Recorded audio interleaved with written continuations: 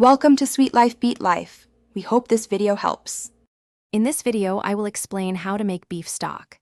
First, preheat your oven to 400 degrees Fahrenheit.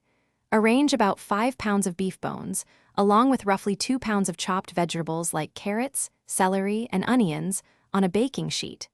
Roast them for about 45 minutes until deeply browned. This crucial step develops a rich, complex flavor that will be the foundation of your delicious stock. Once roasted, transfer all the bones and vegetables to a large stock pot. Cover them with cold water, ensuring there are at least 2 inches of water above the ingredients. Now, add your aromatics, a few bay leaves, a teaspoon of whole black peppercorns, and a sprig of fresh thyme.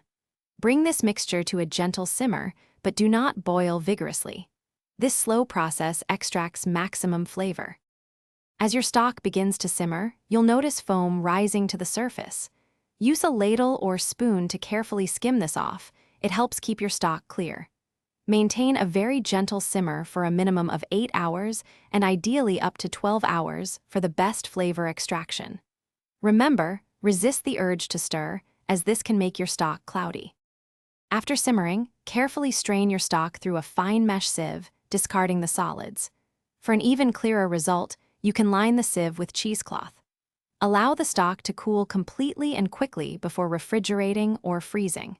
It will keep in the refrigerator for up to 5 days or in the freezer for several months, ready for your next culinary creation. Thanks for watching. Consider subscribing if we helped you.